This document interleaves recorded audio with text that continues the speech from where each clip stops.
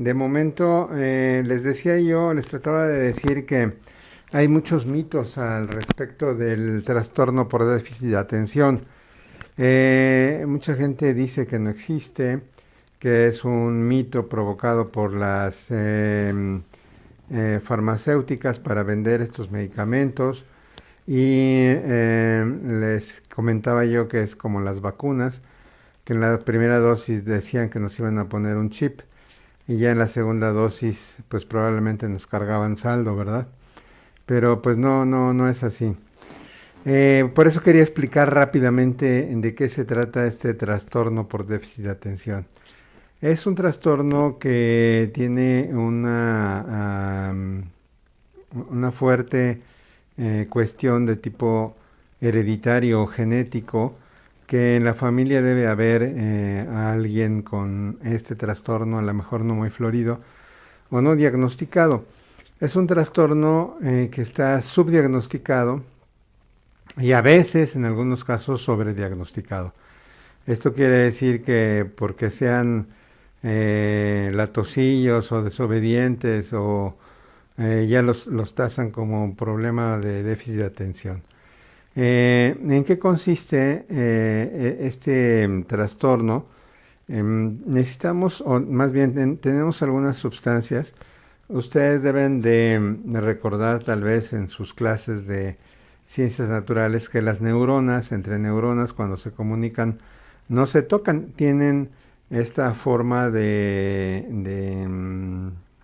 pues de estar pues una cerca de la otra y entre neurona y neurona no hay contacto directo. Hay unas sustancias que se producen de una neurona y pasan a la otra neurona y la otra neurona tiene receptores y capta esos receptores que son neurotransmisores, son cuestiones químicas y se sigue la conducción.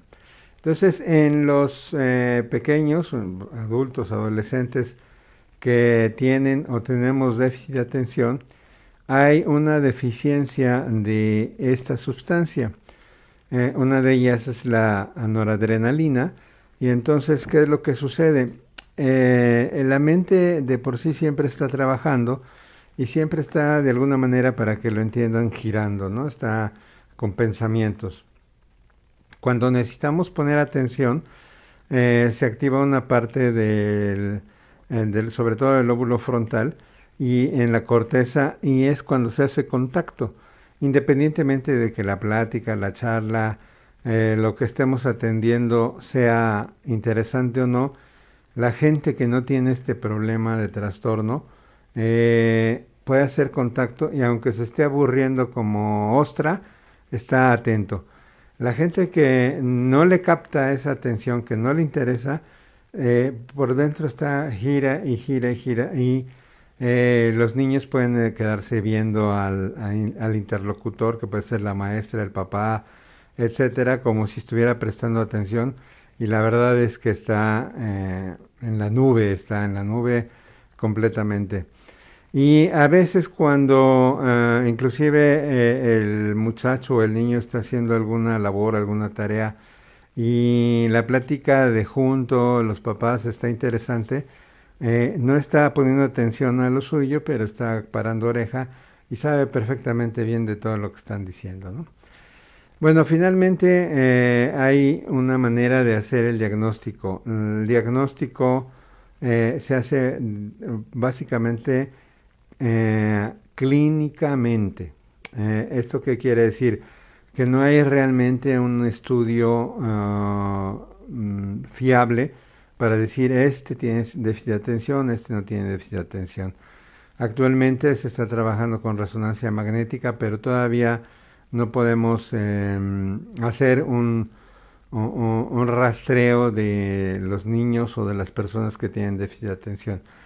Se utiliza una escala que viene en el DSM-5. El DSM-5 son un catálogo de enfermedades, así está catalogada, de enfermedades mentales, aunque esto no se considera realmente como una enfermedad. Entonces hay varios parámetros en donde se va palomeando, sí, sí, sí lo tiene, sí lo tiene, sí lo tiene, entre los cuales está si se le olvidan las cosas, si no presta atención, si se mueve mucho, que si parece como si tuviera un motor, varias cosas. Y hay tres rubros. Uno es de la atención, otro es de la hiperactividad y otro de la impulsividad. No todos los niños, ni todos los adolescentes, ni adultos tienen las tres cosas. Básicamente pueden ser nada más con déficit de atención y ser completamente quietecitos, ¿no? Pero en su mente está girando la ardilla a una velocidad extraordinaria. O también pueden tener hiperactividad y esa hiperactividad tiene mucho que ver con la producción de estas sustancias. Se está tratando de autoproducir el mismo cuerpo estas sustancias para tratar de hacer contacto. Y el impulsivo es de los más rechazados. ¿Por qué? Porque no espera turno, se mete en las conversaciones, cuando juega con los amiguitos quiere ser el primero, no respeta las reglas, quiere que todo se haga a la manera suya. Entonces es segregado, es rechazado porque no sabe jugar, ¿no? El gran problema de todo esto, que es lo que vamos a tratar de hablar ahorita, es que en las escuelas no tienen la más mínima idea realmente de que un buen porcentaje, que puede ser del 15 al 20% de una población abierta, puede tener este trastorno de un poquito a mucho, y que no es cuestión de que sean, que iban los estigmas, que sean flojos, tontos, desobedientes o indisciplinados, y obviamente pues van a tener muchos problemas, sobre todo de tipo académico. ¿Todos se tienen que tratar con medicamentos? No, realmente no todos se tienen que tratar con medicamentos. ¿Cuándo se tienen que tratar con medicamentos? Nosotros consideramos tres esferas en las cuales si en más de una tiene problemas, entonces sí se hace una intervención con medicamentos. ¿Y cuáles son esas tres esferas? La familiar, la académica y la interpersonal. O sea que si tiene problemas ya los papás a chanclazos, guarachazos y demás, o tiene muchos problemas de regaños y demás, y aparte en la escuela también tiene un rendimiento académico que, dicho sea de paso, las escuelas, independientemente de que sepan o no sepan de TDA, la educación actual en todo México está hecha una porquería. Y realmente siempre ha tenido un sesgo para las cuestiones matemáticas, recordar fechas, no dejan a los muchachos o a los niños tener su propia, bueno, deducir las cosas, ¿no? Bueno, pero ese es otro, es harina de otro costal. Entonces, si tiene eso, obviamente también tiene las tres, de que es rechazado por los demás compañeritos, etcétera. Entonces, sí, aparte de algunos mecanismos de psicoterapia o algunas otras terapias, se les da un tratamiento. ¿Y en qué consiste este tratamiento? Consiste en un medicamento que es un neuroestimulante. Y aquí choca mucho, y las mamás y los papás dicen, pero después le van a gustar esas drogas y se va a volver drogadicto. Al contrario, tienen el riesgo los niños de que si no son tratados adecuadamente, como son estigmatizados, se cambian hacia buscar amigos que tienen esos problemas u otros problemas, y es ahí cuando empiezan a poder probar alcohol o algunas drogas, y algunas drogas hacen que se hagan contacto, aunque sean malas, hacen contacto con lo que necesitan, y ellos se sienten muy bien. Y aparte son aceptados por ese grupo de muchachos. Entonces pueden caer más fácilmente los niños en este tipo de adicciones, sí, más bien los adolescentes, si no se les da tratamiento. Y realmente la psicoterapia es ayudarles a entender a la familia y a la escuela si se puede, que tienen una diferente forma de aprender. Y otra característica importante, y no porque yo sea TDA, es que tienen un IQ que tal vez no es una muy buena manera de tasar la inteligencia, pero se ha usado este método, un IQ un poquito más alto que el promedio, ¿no? Entonces, aparte de todo, son muy inteligentes, son creativos y sobre todo les gustan inventar cosas, o sea, les va girando la ardilla. ¿Y por qué tengo aquí a mi lado a Eric? Porque él tiene TDA, él tuvo TDA, y ahorita vamos a entrar a platicar con él, ¿no? ¿Cómo fue tu experiencia? ¿Qué problemas tuviste de niño? ¿Te cambiaron de escuela? ¿Te regañaban? ¿Te decían que eras flojo? Cuéntanos en tus propias palabras, él no es médico, él es ingeniero, en tus propias palabras, ¿cómo fue tu vida de niño y de adolescente? Sí, pues muchas gracias, doctor. Pues sí, bueno, se había cortado la transmisión, entonces me había presentado, les comento, mi nombre es Rodrigo Anaya, yo soy ingeniero, me especialicé en lo que es logística y calidad, actualmente laboro, y pues les quería agradecer al doctor y a la nutrióloga por el espacio, y sobre todo que el doctor tenga este tema tan importante y que le dé espacio de su tiempo y nos pueda platicar un poquito más. Porque yo creo que es muy importante lo que mencionaba, de que hay una gran cantidad de la población mexicana que está diagnosticada, pero ese es gracias a que hay papás, mamás que se interesan como por la integridad psicológica de sus hijos y que buscan ayuda. Y empieza todo con un doctor y después empieza a ir con el tema de la psicóloga de la escuela y así poco a poco van descubriendo que su hijo tiene este trastorno. Pero hay mucha cantidad de población que no está diagnosticada y ahí es donde están estos estigmas que usted comentaba, que son los chicos problemáticos, los rebeldes, los juguetones, los que no prestan atención y que posiblemente alguna porcentaje de esta población justamente tenga trastorno de déficit de atención y no lo sepa. Entonces, pues yo les agradezco que me hayan tomado a mí para que les platique un poquito de mi experiencia. Pues sí, justamente yo creo que mi etapa más complicada fue lo que fue la primaria y la secundaria. Porque sí, justamente yo era ese chico el que todos los recreos estaba castigado, donde durante clases se paraba, iba para acá, iba para allá, no prestaba atención, los profesores le decían, oye, es que a ver, siéntate, termina esto, y como no lo hacía, decían, ¿sabes qué? Hasta que no termines no vas a poder salir al recreo, o recreo castigado. Entonces fue un poquito de lo que yo viví de mi niñez. Eh, sí es complicado, la verdad, porque cuando uno es chico, pues obviamente uno no entiende lo que le pasa. Entonces, no fue hasta que, pues ya saben, en la entrega de calificación, en la entrega de boletas, a mi papá no se la daban. Decían, dile a tu papá que saque cita con la maestra o con el director para que le entreguemos el boletín. Y ahí fue cuando como que empezaban como los reclamos uno tras otro.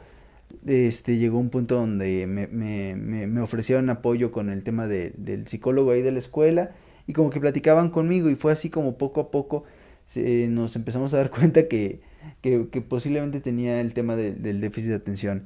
Este, yo creo que lo mejor que pudo haber pasado es que nos dimos la oportunidad de escuchar con profesionales qué es lo que posiblemente estaba pasando. Porque yo recuerdo mucho en la primaria y sobre todo en la secundaria, que fue yo creo que de las etapas más complicadas, como con mis compañeros, cuando ellos estudiaban y demás, yo me frustraba porque yo les decía, oye, es que cómo es posible que tú con leer las clases, tú te acuerdes y puedas pasar. Y yo me la pasaba estudiando y había cosas que no se me quedaban.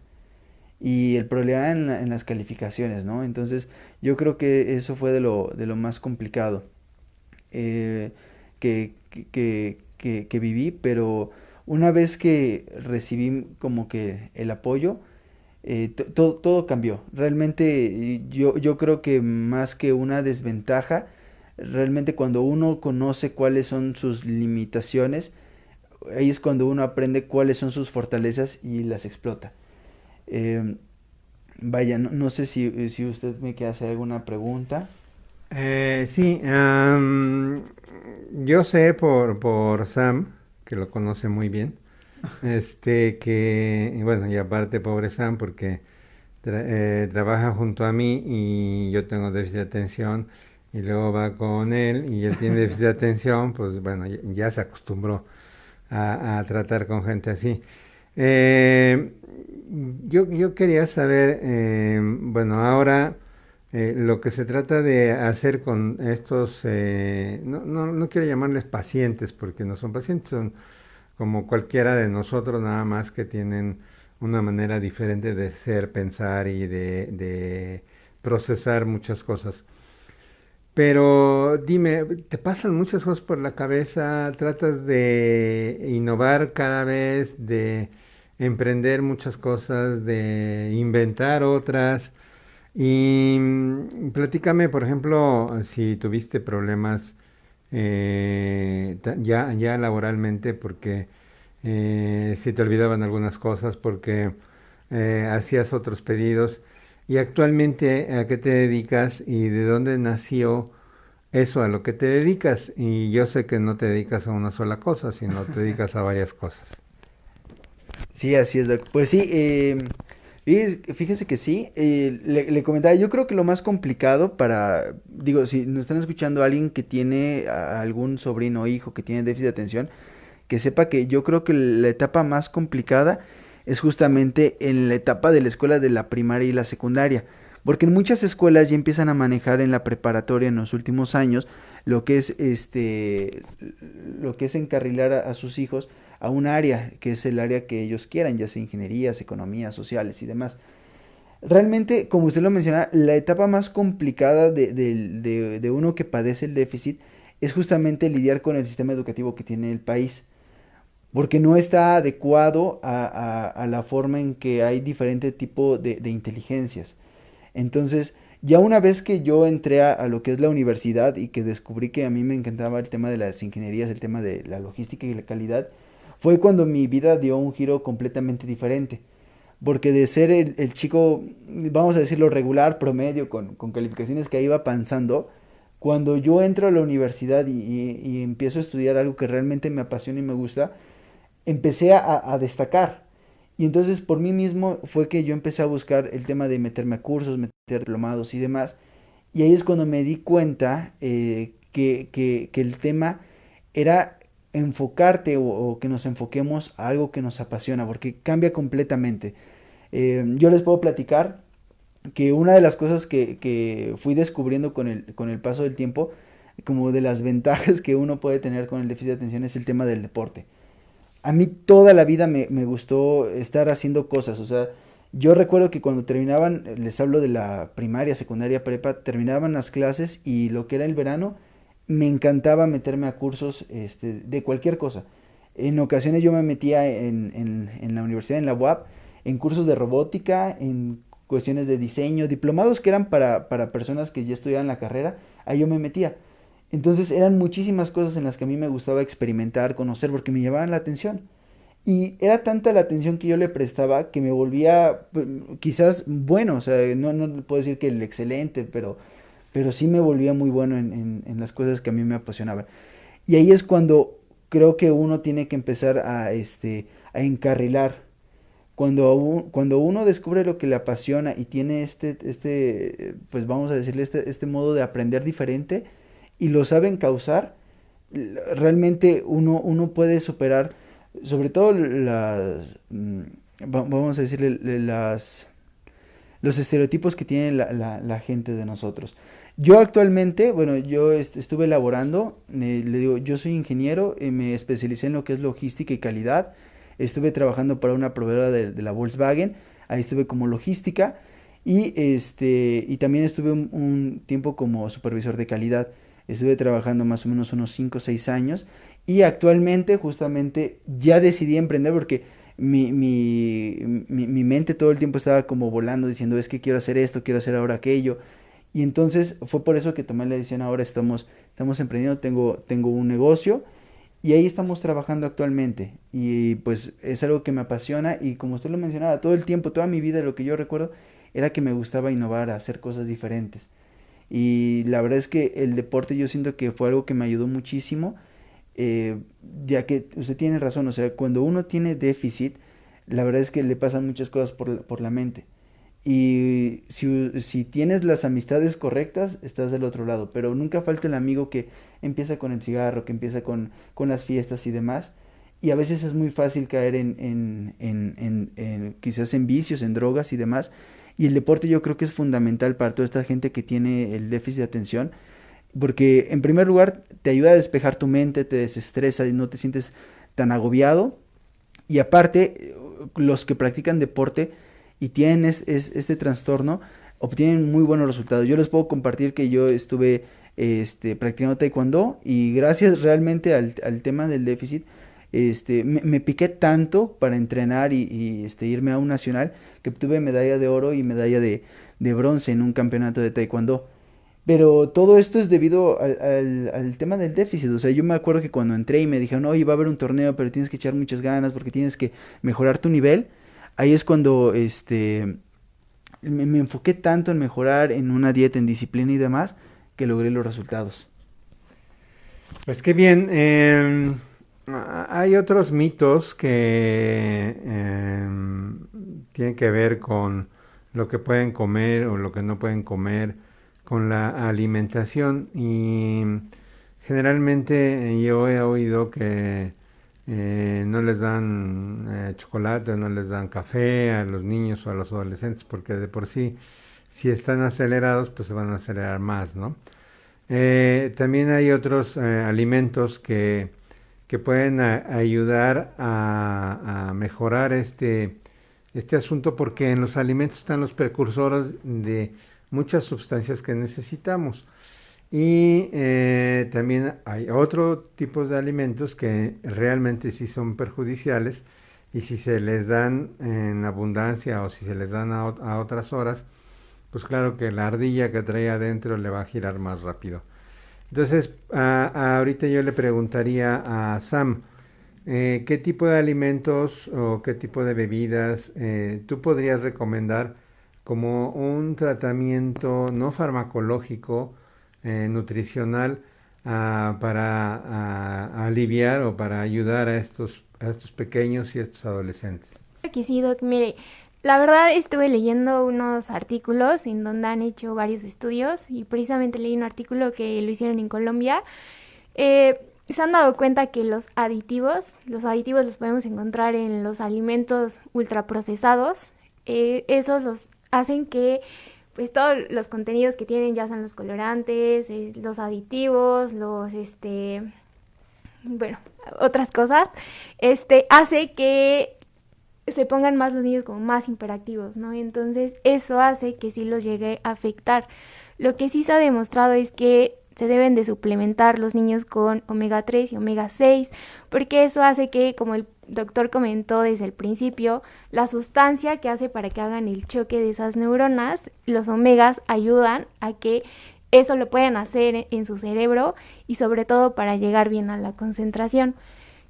También comentaba el doctor sobre la noradrenalina, para poder como activar esa parte también del cerebro para los pequeños y para los adultos. Es muy importante consumir alimentos ricos en triptófano. El triptófano lo podemos encontrar en los pescados, en alimentos ricos en omegas, que es el pescado, también en el amaranto, en el aguacate, la avena, que es muy importante.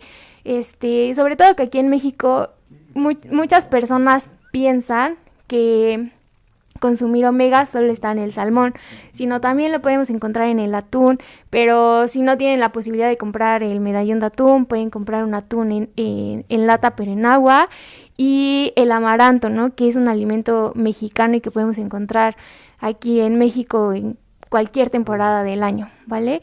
El chocolate, sí lo pueden consumir, pero sobre todo el chocolate negro y 70% cacao. No es recomendable comprar un Kinder de Lis, un Carlos V, porque esos no son chocolates y tienen demasiada azúcar para los pequeños. Eh, ¿Qué hay con el café? Ok, bueno, el café, digo, yo lo descubrí aquí con el doctor. Yo pensaba que no se podía dar café para estos pacientes, pero sí, lo que contiene cafeína hace que estos eh, niños o personas que padecen este trastorno hace que se activen y puedan hacer igual ese choque en sus neuronas y puedan igual poder concentrarse. Entonces, los que son cafeinómanos ya saben por qué les gusta tanto el café y a veces lo necesitan tanto. A ver, vamos a desahogar algunas preguntas. Dice, los del TDA cambian sus comportamientos en la adolescencia. Después de ser inquietos llegan a ser introvertidos o mayormente tímidos cuando son adolescentes. Probablemente se deba a que como han sido estigmatizados, se vuelven retraídos porque están segregados, porque no los comprenden y mejor evitan contacto con las demás personas precisamente para no caer en eso, ¿no? Porque pues finalmente han sido rechazados tantas veces en tantos lugares o estigmatizados porque son tontos, flojos y demás, que prefieren no interactuar. Y sí, definitivamente, como experiencia, yo en la primaria y en la secundaria, ahí tengo una anécdota muy chistosa, porque pues sí, pues, yo estuve en una escuela, la escuela alemana de aquí de Puebla, en aquel entonces que estaba la posguerra, pues era mucha disciplina, en mi casa también, todavía era la época de la chancloterapia y de la cueroterapia, entonces, pues si no daba uno buenos resultados, pues el último recurso era la chancloterapia, ¿no? Pero yo recuerdo mucho que mi mamá me trataba de ayudar, a pesar de ser médico, pues yo creo que no había mucha conocimiento de esto, y me encerraba en una sala que teníamos, pensando ella que así si no me, como decía, que si pasaba la mosca me distraía, entonces si no pasaba ninguna mosca no me iba a distraer, entonces pues ahí estaba encerrado tratando de estudiar y de leer y todo, pero pues la distracción la trae uno aquí dentro de la cabeza, ¿no? Finalmente, como decía Eric, lo que nos interesa mucho, nos podemos quedar como perros de casa, sin movernos, sin mover una pestaña, y todo lo demás alrededor se puede caer el mundo y nosotros estamos concentrados en lo que realmente nos interesa. Hay algunas, yo como la anécdota que les quería comentar es que un director alemán se jubiló y era un buen pedagogo e hizo unas pruebas a todo el colegio de IQ y pues me fue muy mal porque pues me acuerdo era de sexto de primaria, en los dos IQ más altos se fue un compañero mío y yo. Y pues en lugar de que dijeran, bueno, pues este tiene algo pues me fue peor porque los maestros, mis papás, mi mamá, pues ya ves, no es que eras tonto, es que eres flojo y bueno, finalmente no fue una buena cuestión para mí, ¿no? Y obviamente como decía Eric, si encuentras algo que te apasione y a mí me apasiona la medicina, aunque cuesta mucho trabajo empezar a leer y son libros que ustedes deben de saber que son como ladrillos y hay que leer y leer. Y yo lo que aprendí es como si fuera a comer en un buffet, ¿no? Tantito de acá, tantito de acá y tantito de allá, para finalmente todo va entrando al mismo lugar y somos muy visuales, generalmente somos muy visuales y aprendemos también escuchando y viendo cosas, ¿no? Entonces, hay muchos métodos no farmacológicos, muchas cosas no farmacológicas que se pueden implementar tanto en las escuelas como en casa, pero sobre todo comprender y tratar de captar. Aquí no les voy a dar todos los datos del DSM-5 que dice que para hacer el diagnóstico. Y sí hay estudios que se deben hacer, pero es para descartar otras patologías que semejan al TDA.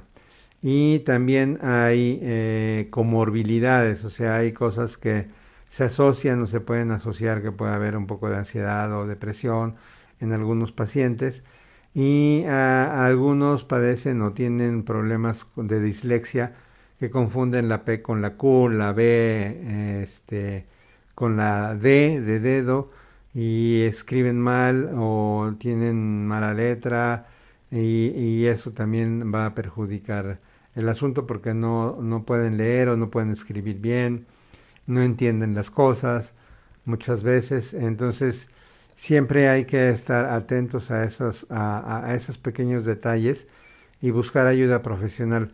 Los que realmente deberían estar siempre muy alertas para este tipo de problemas serían los pediatras, porque son los médicos de primer contacto con los niños. Pero les cuento que realmente no todos los pediatras tienen un entrenamiento, un conocimiento, por lo menos una curiosidad de ver en sus pacientes si tienen o no tienen TDA. Lo que pasa en mi caso es que al yo portarlo, al yo haber pasado por todas esas cosas, si tengo un paciente que tengo enfrente, me empiezo a dar cuenta precisamente de que por dónde anda, hago algunas preguntas y hemos detectado muchos TDA. A la mayoría de los pacientes, de los niños, no les damos tratamiento, les damos consejos y solamente a unos pocos si es necesario darles tratamiento y también tengo la experiencia de un pequeñito que tanto el papá, él mismo y como decía Eric, hace taekwondo y hace mil cosas de deportes, pero alguna vez llegó muy contento porque empezó a subir de calificaciones, su autoestima empezó a mejorar muchísimo y los papás también estaban muy, muy contentos, ¿no? Y ya por último, para cerrar este bloque, yo sí me gustaría que Eric nos platicara acerca de si realmente se sintió en algún momento lesionado, lastimado, apartado, y si esto podría haber repercutido gravemente y como cuántas veces cambiaste de escuela. Sí, Doc, pues mire, le platico. Sí, realmente creo que cuando uno lo sufre, eh, lo padece mucho porque uno lo vive en carne propia como el resto de sus compañeros o del resto de la gente que está alrededor, pues ve que hay actividades que se les facilita y uno por más que se esfuerce, de repente te bloqueas. O sea, yo recuerdo mucho en el tema de la escuela que era estudiar y veía que mis compañeros podían simplemente repasar y se acordaban y decían, ah, sí, ya me acuerdo, lo vi con la maestra, trataba de esto y demás. Y decía, no, es que ¿en qué momento vimos eso? No recuerdo. Entonces yo tenía que hacer como el doble, triple de esfuerzo en algunas asignaturas que no se me facilitaban y cosas que eran como muy, muy fáciles para el resto de la gente. De lo que yo me acuerdo perfectamente y hasta la fecha me ocurre es que luego en inicio de cursos había esta dinámica de presentarse, cuál es tu nombre, tu edad, cuál es tu interés y demás, y así iba, ¿no? Entonces, de repente uno tenía que recordar, ah, él es fulanito de tal, le gusta tal cosa y demás, él se llama fulanito de tal y tal. Y entonces yo me acordaba que yo me esforzaba porque decía, yo nada me puedo retener como 3 nombres y después del tercer nombre se me olvidan el nombre de absolutamente todos y quizás me acuerdo del último.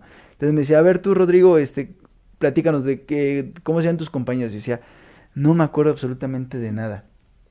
Y eran cuestiones de segundo que decías, es que lo acabo de escuchar. O luego me pasa que en el trabajo de repente tengo un cliente y me dice, a ver, te dicto mi número y demás. Y me acuerdo del 2227 y del resto no me acuerdo. O sea, cosas tan simples que a veces se me olvidan. Y luego hay ocasiones donde mi familia o mi novia le digo, oye, ¿sabes qué? Me acuerdo perfectamente de tal costo, ¿te acuerdas que fuimos a tal lugar? Y dices, pero ¿cómo te puedes acordar de algo así tan tonto que lo vimos apenas como 2 segundos? Entonces es como que la contradicción, ¿sabe? Hay cosas como tan simples que se nos llegan a olvidar y hay otras cosas que quedan en la memoria para el resto de la vida. Y justamente yo me acuerdo que cuando yo iba en el tema de la primaria, que fue cuando empezamos todos a detectar que tenía yo este problema, yo me acuerdo mucho que yo sufría, porque yo como persona, yo veía cómo me esforzaba para salir bien en las materias, en los exámenes, en matemáticas sobre todo, y no me iba bien. Entonces ya es suficiente como carga emocional y moral yo tenía de que rayos no lo logré y eso que estudié y demás, como aparte el tema de la familia, porque pues, los papás creo que sufren mucho, porque no falta que los llamen a la dirección y digan, es que sabe qué, su hijo no presta atención, su hijo va mal, su hijo, y siempre era su hijo, ¿no?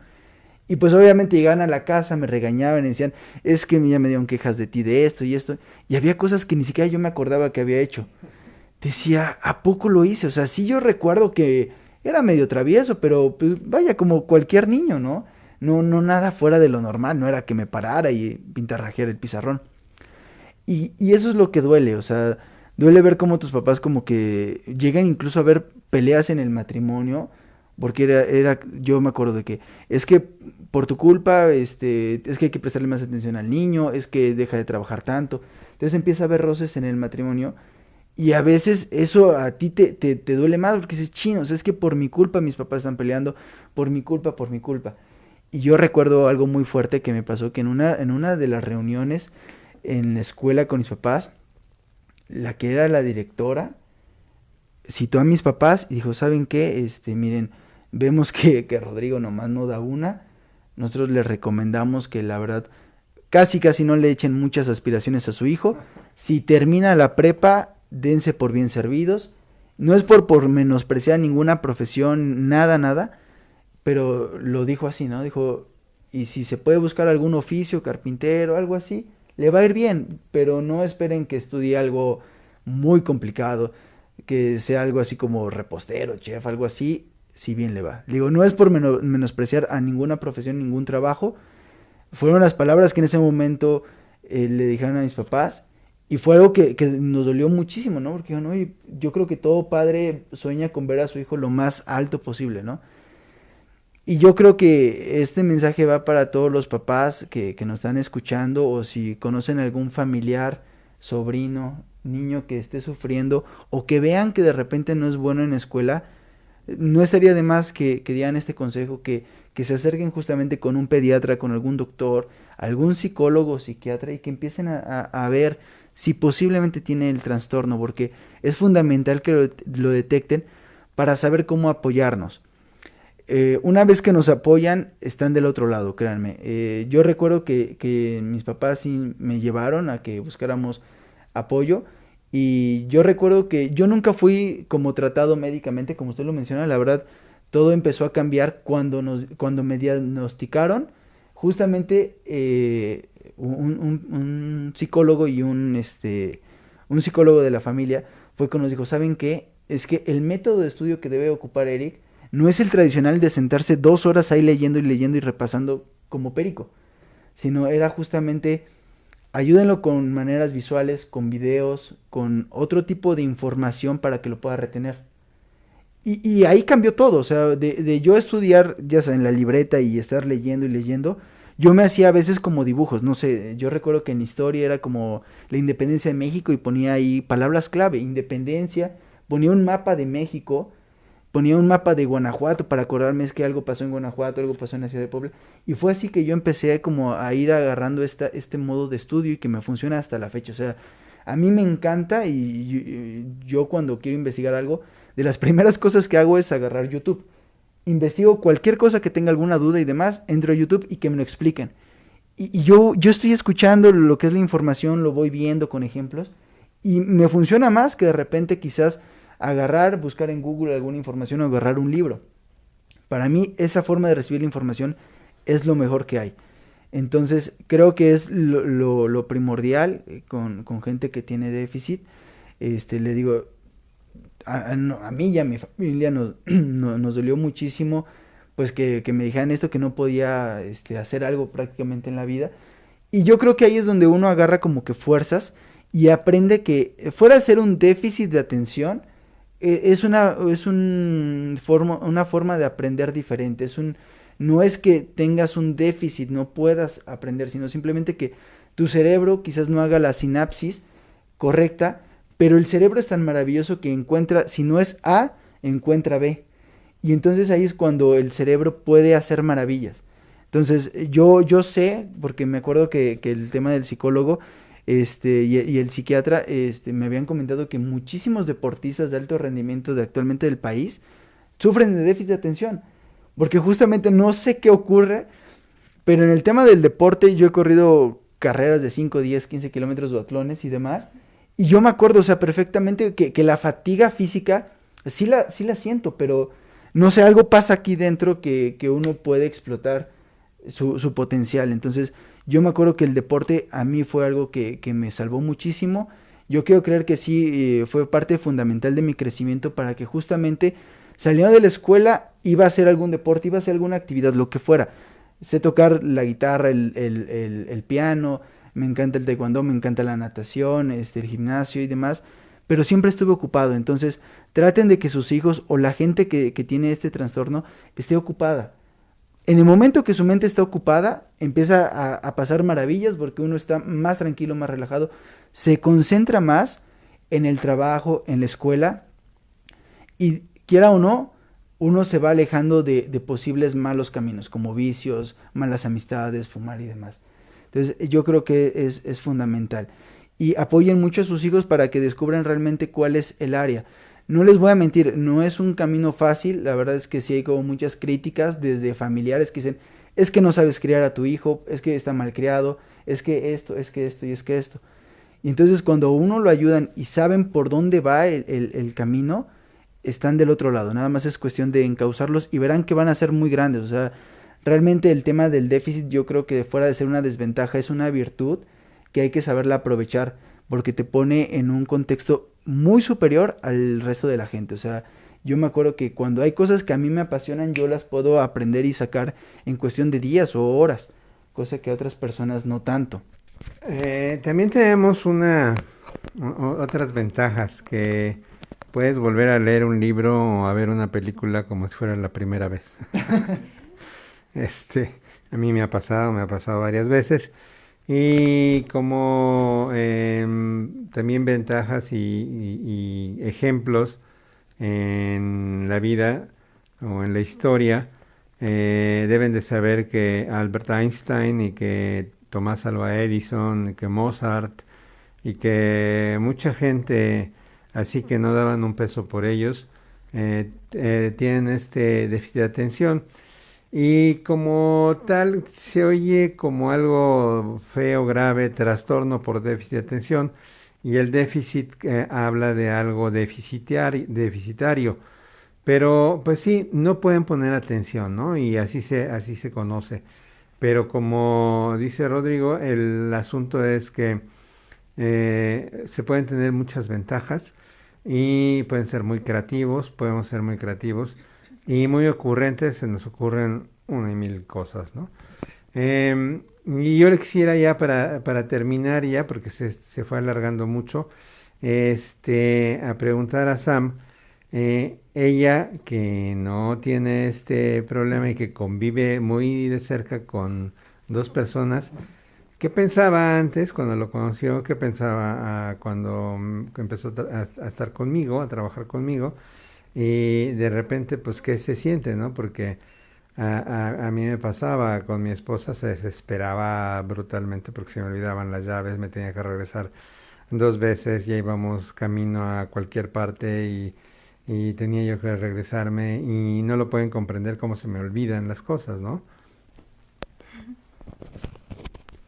Bueno, la verdad es que estar con Rodrigo y trabajando con el doctor Papaki es divertido. Al principio, cuando yo conocí obviamente a Eric, sí veía que se le olvidaban las cosas muy rápido y sí me asombraba. Y, o sea, yo le decía algo así como, oye, Roy, no sé, nos vamos a ver hasta ahora o mañana nos tenemos que ver hasta ahora y se le olvidaba, ¿no? O sea, porque le preguntaba como a los 2 minutos y ya no recordaba nada.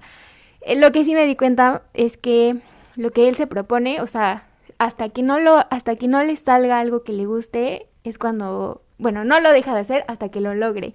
Igual, cuando entré con el doctor Papaki, sí veía que tenía que recordarle casi todo. Oye, ¿cómo se llama este niño? Oye, ¿qué tenía este niño? ¿No? Entonces, pues yo ya le iba diciendo y todo. Ya hasta después el doctor me dijo que pues también tenía déficit de atención. Y bueno, la verdad es que sí, como dice el doctor y como dice Rodrigo, apoyen mucho a sus niños. Sí tienen muchas virtudes, saben muchas cosas, les gusta mucho aprender de lo que a ellos les guste y sobre todo también el deporte, eso les ayuda muchísimo. Bueno, como siempre, este video va a después a estar en YouTube y aquí en mi página, si tienen algunos comentarios, algunas dudas, preguntas o quieren contactarnos con toda confianza, por aquí por Facebook o si no cuando esté en YouTube nos pueden contactar. Aquí mismo en Facebook pueden encontrar los datos de contacto. Y yo le agradezco a Rodrigo y a Sam para que en una próxima entrega, a lo mejor no lo puedo hacer como yo quisiera por cuestiones de tiempo. Estoy planeando un en vivo con un inmunólogo, alergólogo, pediatra, sobre todo para hablar de todo ese mundo de alergias, pero no nada más las alergias, sino la cuestión de inmunidad y qué tanto influye la nutrición con la inmunidad y la inmunidad qué tanto influye con un chorro de enfermedades. Bueno, pues hasta la próxima, muchas gracias y nos estamos viendo en breve.